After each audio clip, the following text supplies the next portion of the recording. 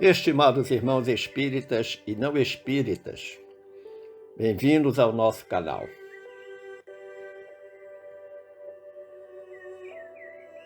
Disse Jesus, certa vez, conforme registro no Evangelho de Mateus, capítulo 5, versículos 25 e 26. Disse o Mestre: digo-vos em verdade, que dali não saireis, enquanto não houverdes pago o último ceitil. Evidentemente que esta frase de Jesus deve provocar em todos nós uma profunda e ampla reflexão, considerando que ela aponta para o tema desta reflexão de hoje, ou seja, ação e reação, plantio e colheita.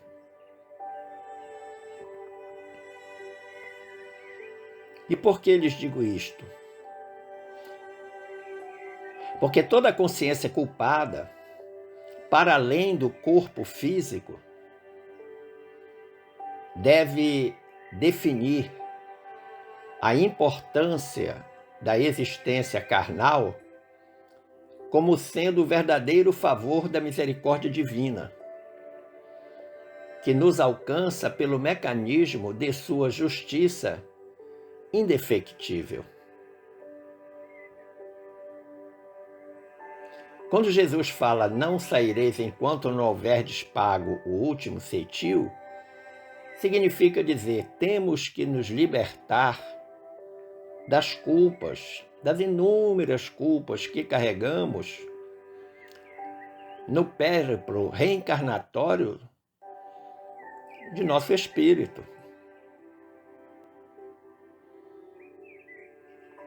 Acumulando erros, imperfeições, dívidas espirituais. A prisão a que se refere Jesus é o corpo físico, onde nós, exatamente pela lei da ação e reação, do plantio e da colheita, ou ainda a lei de causa e efeito, nos mantém encarcerados em diferentes circunstâncias reencarnatórias, até que nós nos depuremos por inteiro. A expressão de Jesus em diversos episódios de cura, em que Jesus sempre dizia, vai, não peques mais, para que não te suceda coisa pior, retrata fielmente esta lei de causa e efeito, também chamada de ação e reação, plantio e colheita, ou ainda a lei do retorno.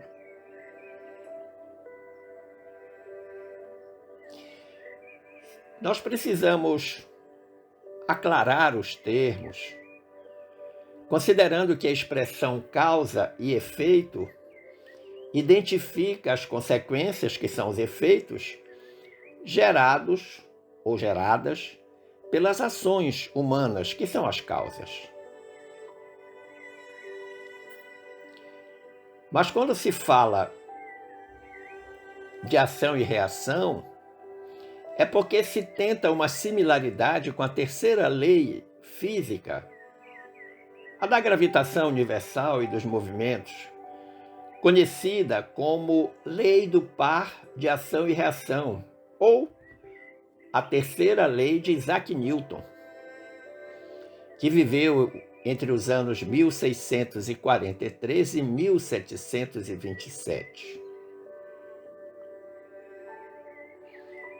Mas esta lei de causa e efeito, de ação e reação, ou plantio e colheita, ela também é conhecida por uma outra determinação, que é a pena de talião.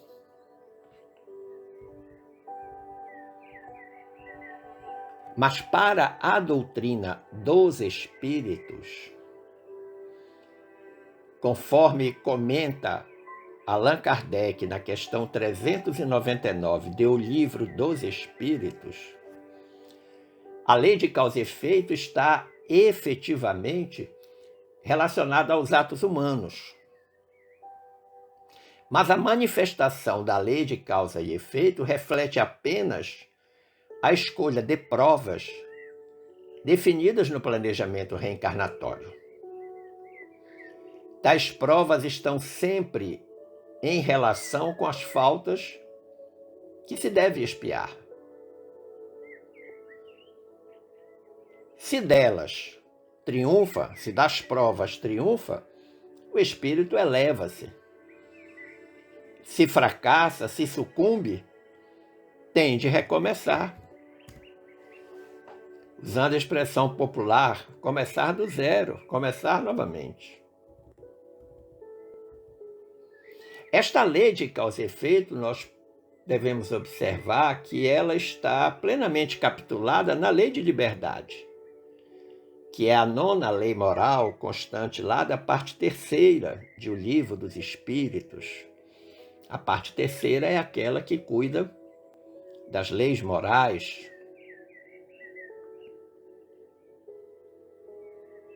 Na questão 825 de O Livro dos Espíritos, Kardec arguiu aos venerandos colaboradores: haverá no mundo posições em que o homem possa jactar-se de gozar de liberdade absoluta? Jactar-se no sentido de ficar pleno, cheio. E os espíritos responderam: não, porque todos precisais uns dos outros, assim os pequenos como os grandes. Ora, então, se todos precisam um dos outros, a primeira coisa que precisa ser respeitada no contexto é a liberdade. A liberdade de cada um. Recordemos que para Kardec, a liberdade no relacionamento humano é sempre relativo. Porque, como ele diz na questão 826, desde que juntos estejam dois homens, há entre eles direitos recíprocos que lhes cumpre respeitar. Não mais, portanto, qualquer deles goza de liberdade absoluta.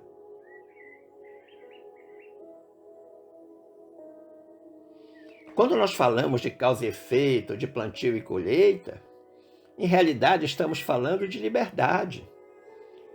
Da liberdade de consciência, que começa pelo livre pensar, com suas consequências inevitáveis, pois que pelo pensamento chegamos à ação. Ou seja, sempre antes de uma ação, há um pensamento que suscita esta ação.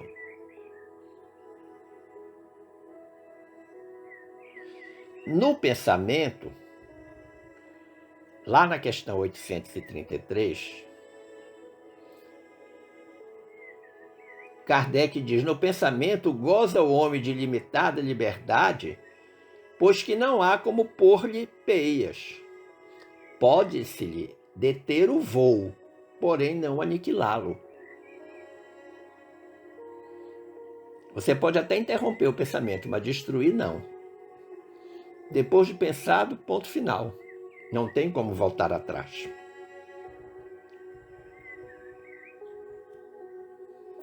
Então é algo que nós devemos refletir em profundidade, esta relação que existe entre a liberdade, especialmente do pensamento, e essa relação de causa e efeito, de plantio e colheita. Certo está que tudo que plantarmos, haveremos de colher. Não se plantará laranja e se colherá maçã. Quem plantar laranja, colherá laranja. Quem plantar maçã, colherá maçã. Mas você pode estar se perguntando, mas o que é liberdade? Basicamente, liberdade é a faculdade que permite ao indivíduo decidir ou agir conforme sua própria vontade. Grosso modo, liberdade é isso. Mas nós podemos avançar para o contexto espiritual da liberdade. E aí eu recorro lá à obra As Leis Morais, de Rodolfo Caligares, quando este autor, na página 148 da obra Leis Morais, diz: o homem é, por natureza, dono de si mesmo. Isto é, tem o direito de fazer tudo quanto achar conveniente ou necessário à conservação e ao desenvolvimento de sua vida. Olha que interessante. Temos o direito de fazer tudo, mas em que sentido, em que circunstância? Na circunstância da conveniência e na necessidade de conservar e desenvolver a própria vida. E aí ele diz, essa liberdade, porém, coloca uma conjunção adversativa chamando a nossa atenção, ele diz, não é absoluta e nem poderia sê-lo, pela simples razão de que, convivendo em sociedade, o homem tem o dever de respeitar esse mesmo direito em cada um dos seus semelhantes. Ou seja, Rodolfo Caligares está voltando aqui à questão 825 e à questão 826 do Livro dos Espíritos, já citada anteriormente. A compreensão da lei de liberdade nos faz perceber que para progredir nós precisamos uns dos outros e que todos nós, indistintamente, temos direitos recíprocos que precisam ser respeitados. Uma vez que qualquer prejuízo que provoquemos ao semelhante em decorrência de nossos atos não ficará impune perante a lei de Deus. Essa é uma constatação que todo mundo tem que ter bem claro na cabeça. O que fizermos a qualquer pessoa, o que fizermos de mal, mas também o que fizermos de bem, não passa despercebido aos olhos de Deus, a lei de Deus. É por essa razão que aquele ensinamento de Jesus, que está no versículo 12 do capítulo 7 de Mateus, o que é que diz esse ensinamento? Não fazer aos outros o que não gostaríamos que os outros nos fizessem. Foi a afirmação do Mestre que Mateus registrou em seu Evangelho. Um ensinamento que é conhecido como regra de ouro, porque estabelece os limites da nossa liberdade e nos orienta a como viver em sociedade, conforme os direitos e os deveres que nos cabem nesta mesma sociedade. Mas quando nós falamos em liberdade, em lei de causa e efeito, ação e reação, plantio e colheita, a gente precisa entender que existem duas teses antagônicas e que permeiam a cabeça de praticamente todas as pessoas em relação a isso.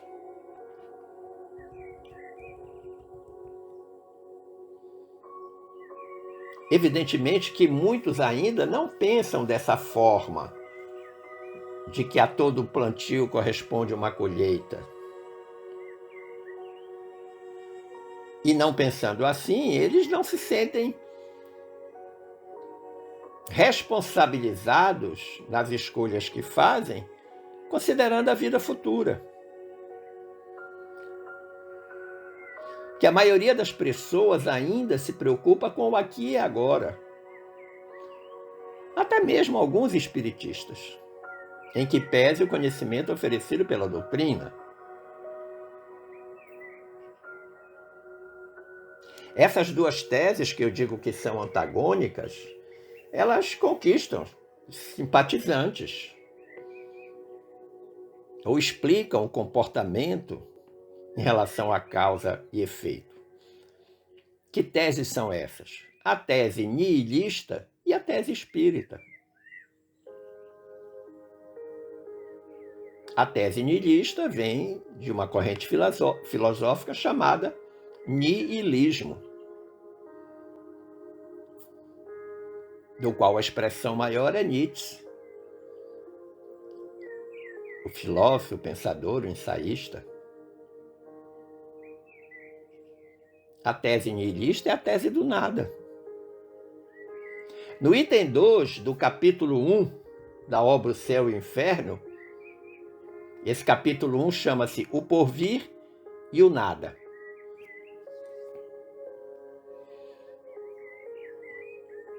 Os espíritos responderam a Kardec: pela crença em o nada, o homem concentra todos os seus pensamentos, forçosamente, na vida presente. Logicamente, não se explicaria a preocupação de um futuro que não se espera. Então, lá na obra O Céu e o Inferno, os espíritos estão mostrando o nihilismo. Quem acredita que nasce, cresce e morre, que depois não tem mais nada, não tem que se preocupar com o futuro, é se preocupar só com o aqui e agora, com o presente. Disso se ocupam os nihilistas. Mas a doutrina dos espíritos nos diz o contrário. Ela diz que morre o corpo, sobrevive a alma. Portanto, a vida continua. Portanto, há uma vida futura. O espírito libertado do invólucro carnal continua vivo. Eu imagino que deva haver uma grande frustração para aquelas criaturas que cometem um suicídio ao despertarem do sono da viagem para o plano espiritual, descobrirem que continuam vivos. Mataram o corpo, mas a alma, o espírito, está vivo. E agora, em vez de ter um problema, tem dois. O que foi a causa do suicídio e o suicídio propriamente dito. Vamos fazer um exercício de imaginação para colocarmos essas duas teses dentro do exercício. Imaginemos que um jovem, aos 20 anos de idade, recebe o diagnóstico de uma doença incurável. E a medicina diz para ele que a sua sobrevivência vai variar de um mínimo de 2 meses ao máximo de 2 anos. Ou seja, passou a sentir alguns problemas, uma sintomatologia, foi ao médico, consultou-se, fez uma série de exames e chegou o terrível diagnóstico: uma doença incurável. Quanto tempo eu vou viver? Pode viver 2 meses, pode viver até 2 anos. Mais do que isso, será muito difícil, pelos cálculos da medicina, claro. Se a criatura, se o jovem for um niilista, ele vai dizer mais ou menos assim: que me importa se não tenho mais de 2 anos de vida? De que me serviria fatigar o espírito? Gozo o pouco que me resta e vou divertir-me até o fim. Porque para ele, depois da morte, não tem mais nada. Então, esse tempo que me falta, 2 meses a 2 anos, eu vou curtir tudo o que posso. Não adianta ficar preocupado com o espírito, ele não acredita nem que existe espírito. Agora, se este jovem, em vez de niilista, ele for um espírita, ou acreditar nas teses espíritas, ele deve pensar mais ou menos assim: a morte só destruirá o meu corpo, que deixarei como fato usado, mas o meu espírito viverá. Serei na vida futura aquilo que eu próprio houver feito de mim nesta vida. Do que nela pude adquirir em qualidades morais e intelectuais, nada perderei, porque será outro tanto de ganho para o meu adiantamento. Toda a imperfeição de que me livrar será um passo a mais para a minha felicidade. Aliás, a minha felicidade ou infelicidade depende da utilidade ou inutilidade desta minha presente existência. É, portanto, de meu interesse aproveitar o pouco tempo que me resta e evitar tudo o que possa diminuir-me as forças. Então a gente percebe que é uma visão completamente diferente. Porque este jovem, sendo espírita ou acreditando nas teses espíritas, ele sabe que tem uma vida em sequência dessa. Quem vai morrer é o corpo físico, mas ele vai continuar, o espírito, a alma continuará existindo. Aí vem a pergunta, qual das duas ideias é correta? A nihilista ou a espírita?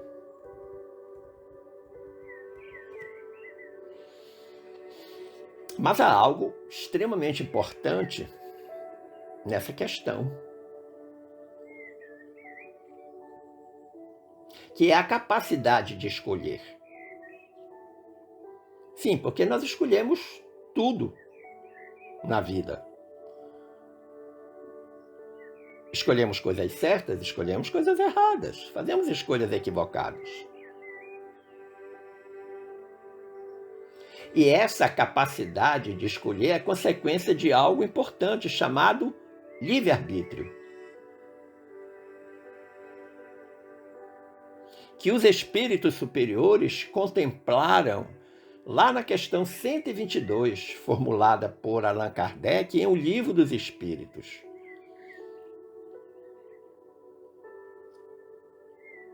Eles responderam da seguinte forma: o livre-arbítrio se desenvolve à medida que o espírito adquire a consciência de si mesmo.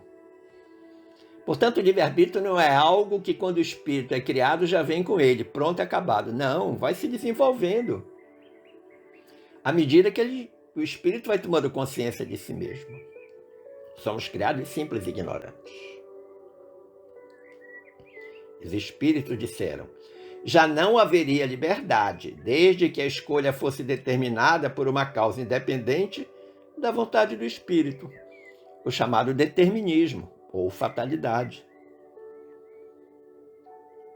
Se tudo que nós passamos na existência já viesse pré-determinado e vai acontecer quer queiramos ou não, não tinha por que ter livre-arbítrio, porque não precisava escolher, já estava determinado. O que seria uma tremenda injustiça. E Deus é soberanamente bom e justo. A causa não está nele, está fora dele, nas influências a que cede em virtude da sua livre vontade. Ou seja, a decisão é de cada um de nós, diante das circunstâncias da vida. Por isso que o livre-arbítrio nos obriga a escolher. É o que se contém na grande figura emblemática da queda do homem e do pecado original. Uns cederam à tentação, outros resistiram. Nós conhecemos a alegoria de Adão e Eva, da oferta da maçã pela serpente a Eva, que posteriormente oferece a Adão. Claro, é uma alegoria, mas uma alegoria que está implícita a questão da escolha. Escolheram o mal.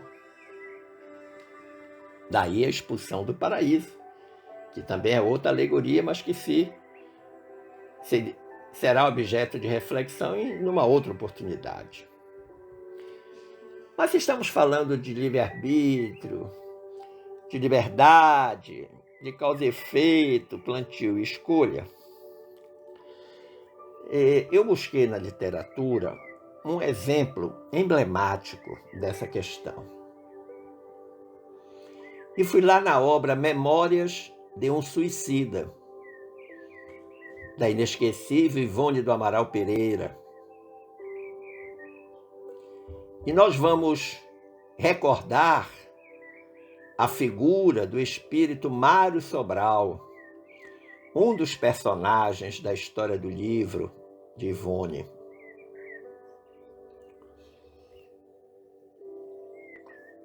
Mário tinha grandes olhos negros, cabeleira revolta, olhar alucinado. Cursara a Universidade de Coimbra e reconhecia-se nele o tipo bem acabado do boêmio rico de Lisboa. Seu palavreado de ordinário era nervoso e fácil. Seria excelente orador se da universidade houvera saído sábio e não boêmio. Então a gente já percebe que Mário Sobral é uma figura que vem de uma família rica, abastada, está fazendo curso superior na Universidade de Coimbra, mas era um boêmio, era um bom vivant.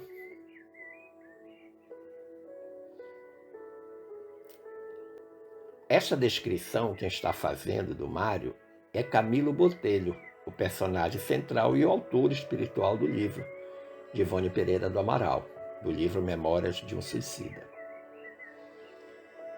Ele prossegue dizendo: no cativeiro do vale, o Vale dos Suicidas, no plano espiritual, fora das entidades mais sofredoras que tive a ocasião de conhecer, e a si mesmo se destacou durante o longo período de internação na colônia, nos conta o Camilo Botelho. Mário jazia numa das colônias do umbral, estorcegando o pescoço, entumecido, consequência da morte por um enforcamento que havia praticado em sua existência terrena. Mário, entretanto, era o único que não se iludia, pois falou-nos, presenciando nossa satisfação nas primeiras horas que passamos no pavilhão indiano, num doloroso desabafo. O pavilhão indiano é um dos locais lá da colônia de refazimento do Vale dos Suicidas. Diz o Mário: que Deus assim vos conserve para sempre, amigos. Minha consciência, porém, não me permite tanto. Acusa-me intransigentemente, não permitindo tréguas ao meu desgraçado coração. Então já vai dando um diagnóstico do estado de ânimo dele. Torturado pela consciência, destroçado no coração.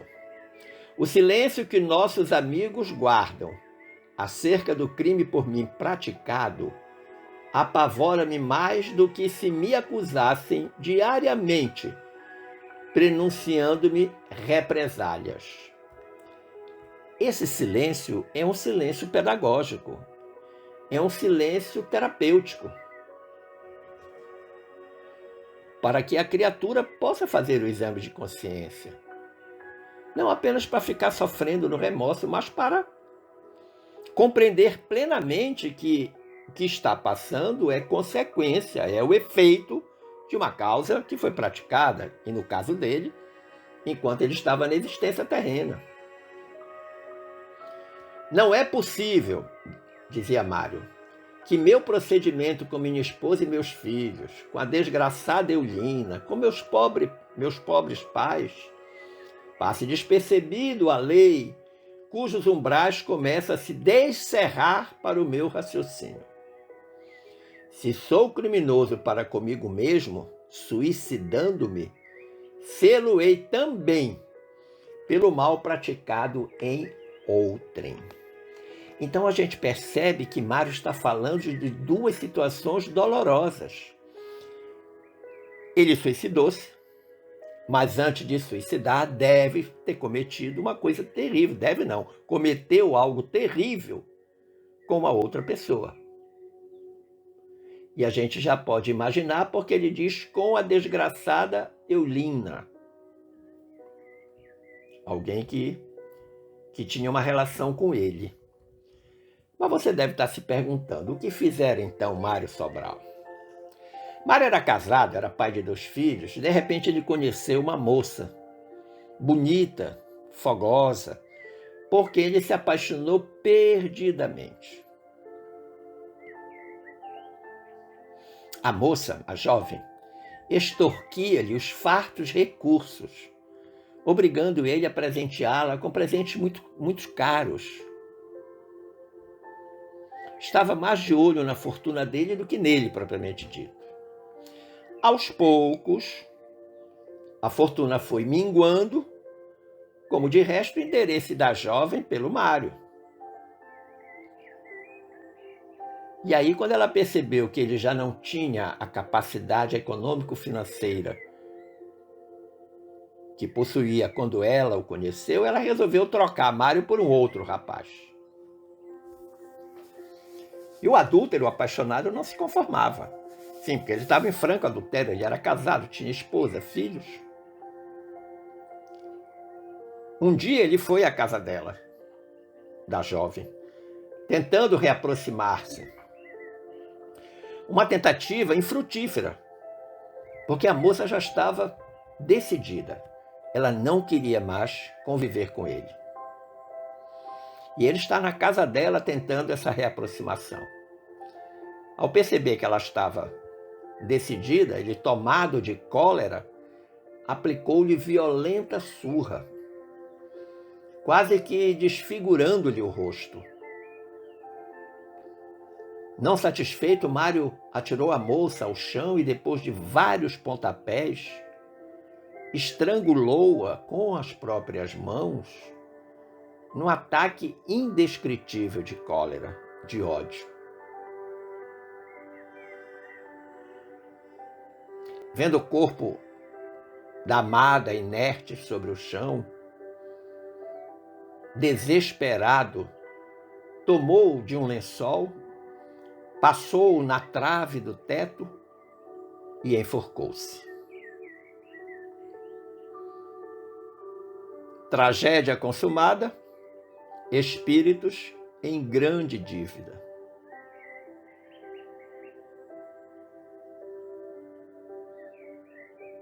Em sua conversa com Camilo Botelho, na colônia espiritual onde ele estava retido, dizia Mário: sabes, Camilo, há já algum tempo venho sentindo as mãos entorpecidas, aéreas, vazias, como se houvessem sido decepadas. Às vezes procuro-as, confuso, pois deixo de senti-las comigo. E de repente, enquanto a mim mesmo, indago do que poderia motivar tal estranheza. Visão excruciante conturba-me o cérebro. Vejo Eulina batida sobre o canapé, estorcendo-se sob o fragor das bofetadas com que lhe torturei o rosto, a estertorar entre minhas mãos assassinas, que lá estão, separadas de meus punhos, estrangulando-a. Oh, meu Deus, que representará semelhante anormalidade? Que mais confusão mental aparecerá para castigar-me? Por quem és, Camilo amigo? Dá-me tua opinião valiosa. Então a gente percebe que o espírito de Mário está torturado principalmente por ter estrangulado Eulina. E a ideia das mãos fazendo o estrangulamento é tão forte que ele esforça-se para desfazer-se das mãos, para que do perispírito desapareçam as mãos. E ele começa a perceber isso, começa a sentir isso. Ele diz como se houvessem sido decepadas. Às vezes a procuro confuso, mas deixa de senti-las comigo. Ele foi trabalhando aquela ideia mentalmente, de tal sorte que de repente ele percebeu que já não tinha mais as mãos. Mas, sem muito entender as circunstâncias, ele vai perguntar para Camilo uma opinião. Aí vem a resposta de Camilo. Ele diz: devem ser os pesares que te alucinam a mente, meu caro amigo. Os remorsos que te inquietam a consciência. Pois, afinal de contas, não deixaste de amar aquela pobre mulher. De uma certa forma, o Camilo, não sei se por bondade, não sei se por prudência, não sei se por desconhecimento, dá uma resposta aparentemente óbvia, mas consoladora. E o Mário diz a Camilo: ao reencarnar, como afirmam Alceste e Romeu, são outros dois benfeitores espirituais, que acontecerá para expiar meu duplo crime? Irei mutilado sem as mãos? Porque elas estão ocupadas noutra parte a serviço do crime.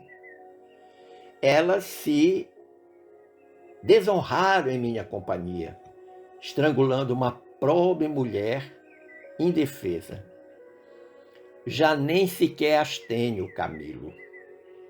Então, ainda na condição espiritual, o sofrimento foi tanto que ele já percebe que as desapareceram. Pelo intenso pensamento dele acerca dessa questão.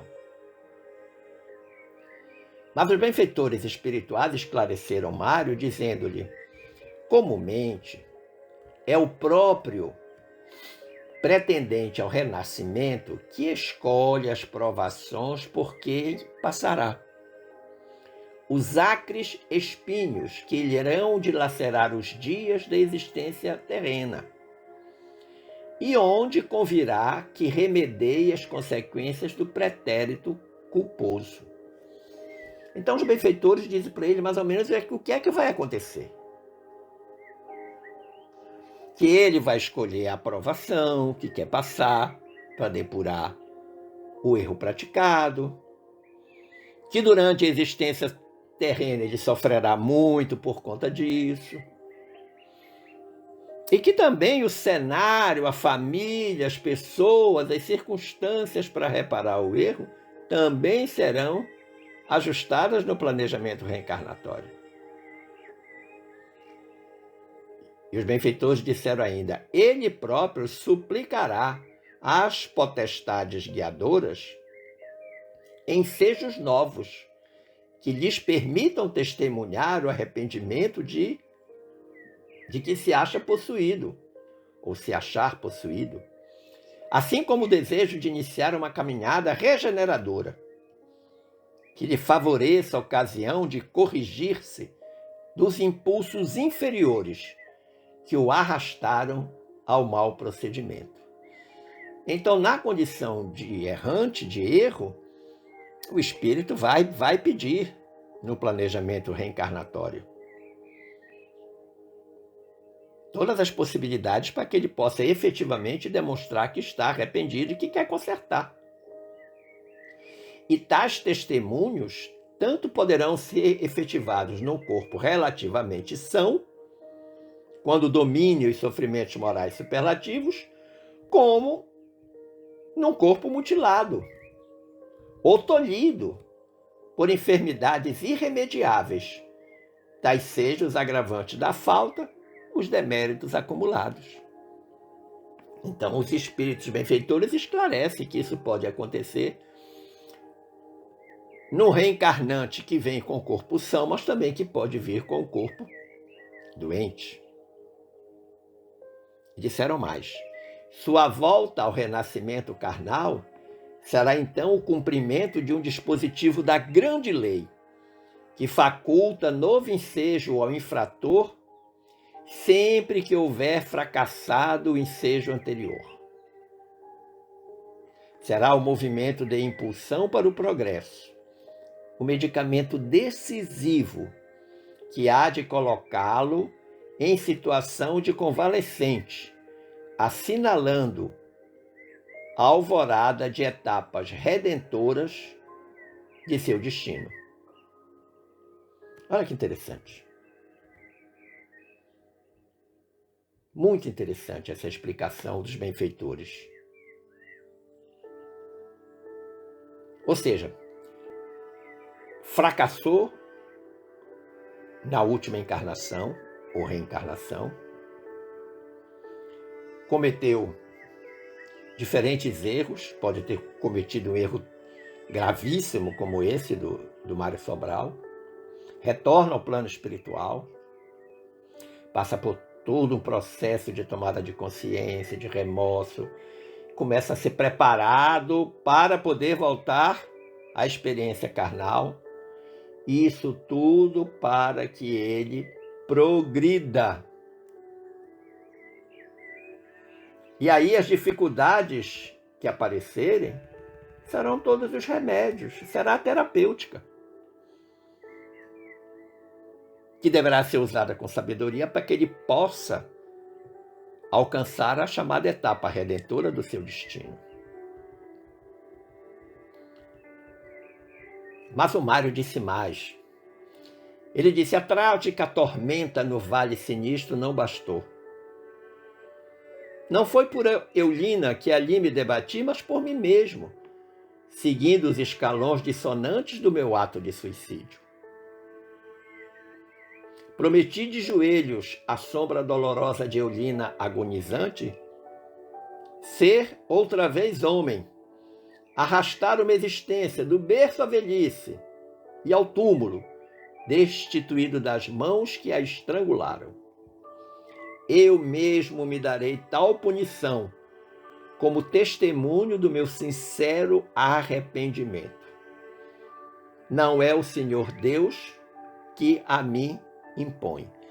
Então essa é uma parte muito bonita do relato do Mário, em que pese a coisa tenebrosa que ele fez, mas o seu processo de conscientização e de arrependimento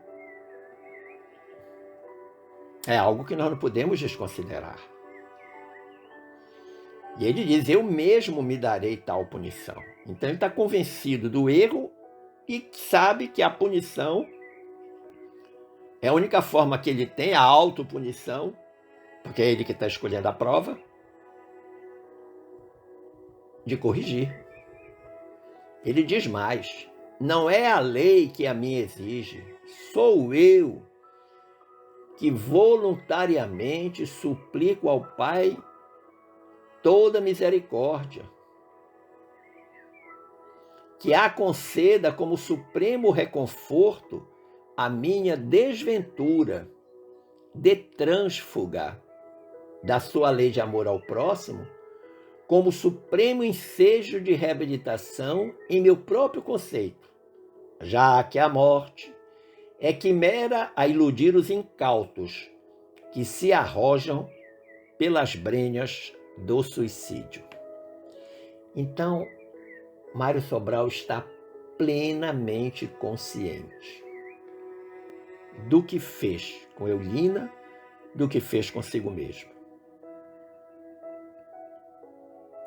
Passarei sem as mãos que serviram para assassinar uma pobre mulher indefesa, que se volte contra mim o crime cometido contra Eulina, e que eu me veja tão indefeso, destituído das mãos, como Eulina, destituída de forças naquela noite abominável, acometida de surpresa ante minha ferocidade.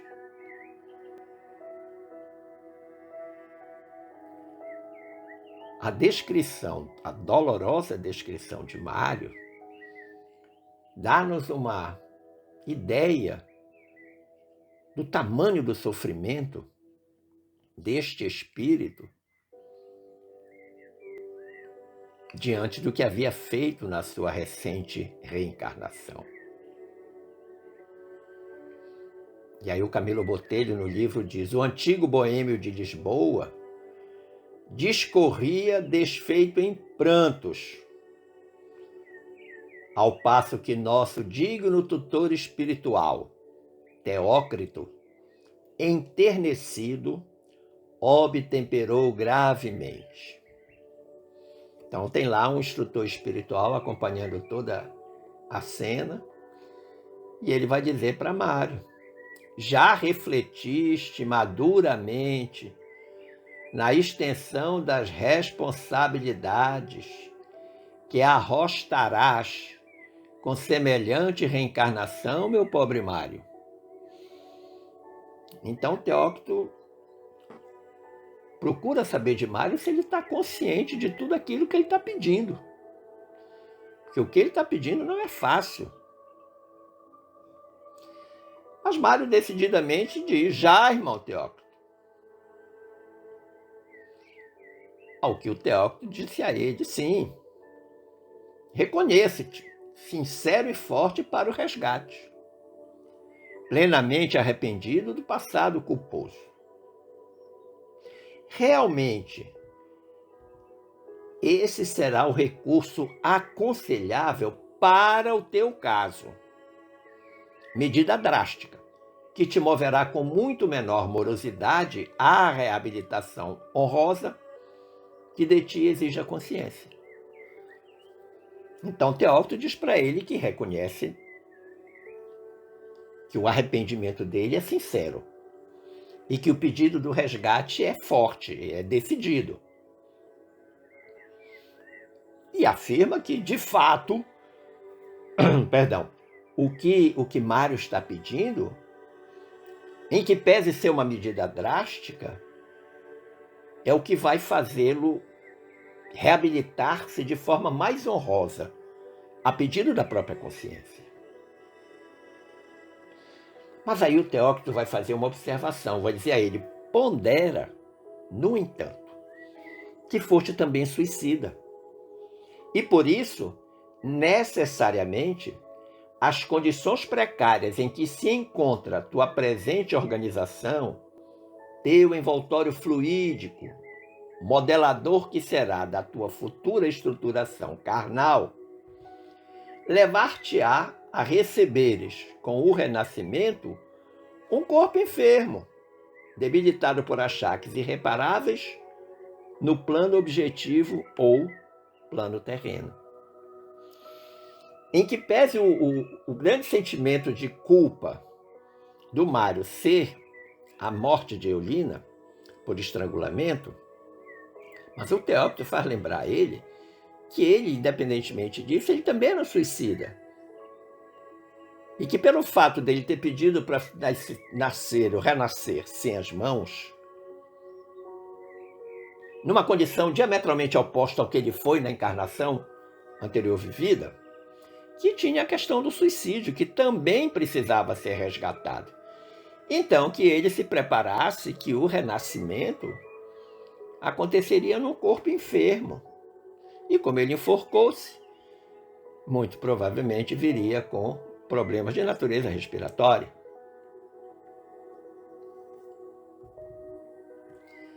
Mas o Mário estava decidido. Ele diz: eu o desejo, irmão Teócrito. Tudo ser-me-á preferível ao suplício deste remorso que me mantém agrilhoado, ao inferno que se alastrou por minha alma. Olha que interessante. O inferno como estado de consciência,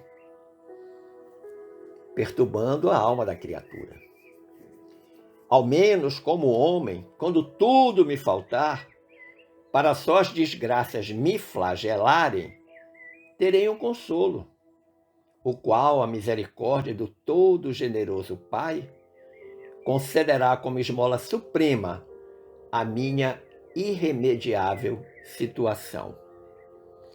Então, a consciência dele estava tão ampliada em relação a tudo que ia acontecer, que ele sabia inclusive que a bondade divina ia atuar em favor dele para ele esquecer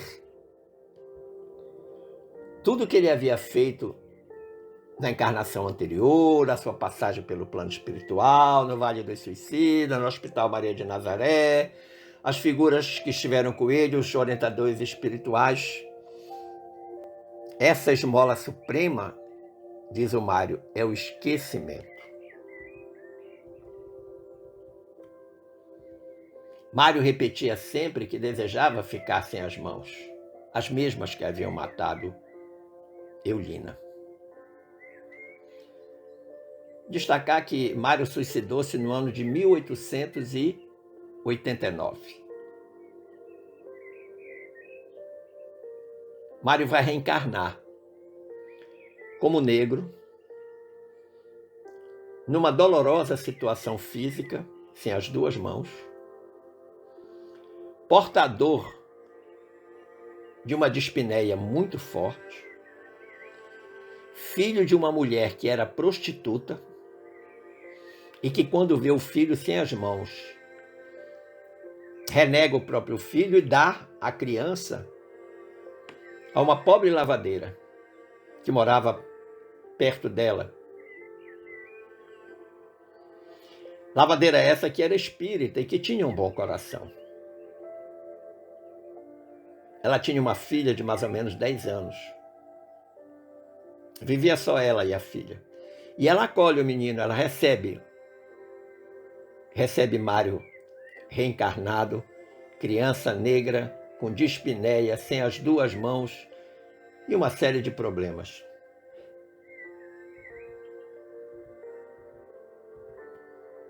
Enquanto isso, no plano espiritual, Camilo Botelho tinha uma grande resistência em reencarnar para quitar o seu suicídio, porque Camilo Botelho também se suicidou-se durante a sua reencarnação. A gente precisa lembrar disso.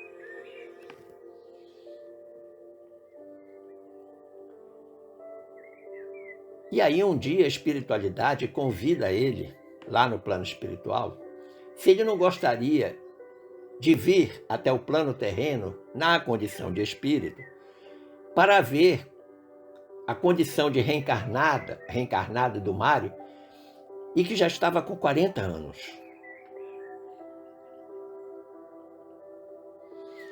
E o Camilo Botelho aceita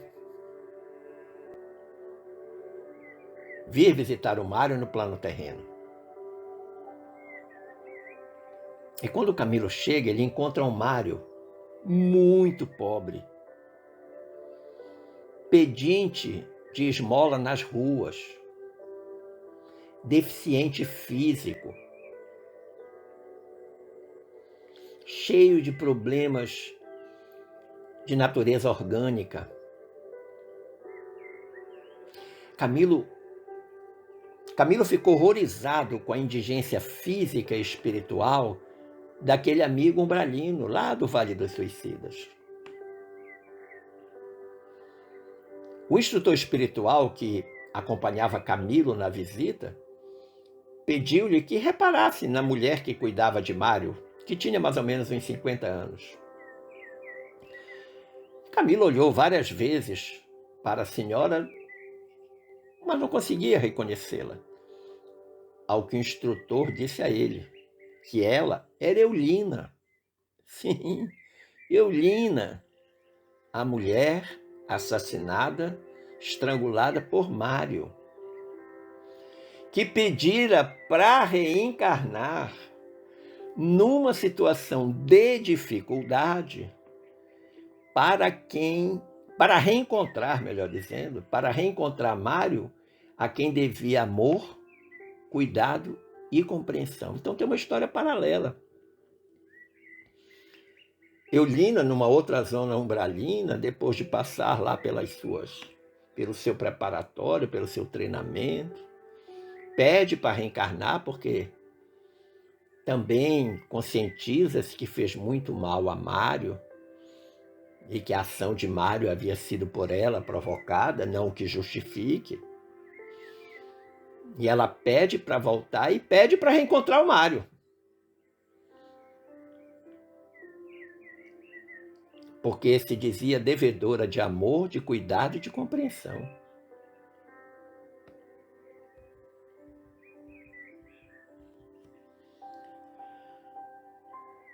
Observar que o maior remorso de Mário era ter assassinado Eulina, não obstante o tenebroso gesto do suicídio.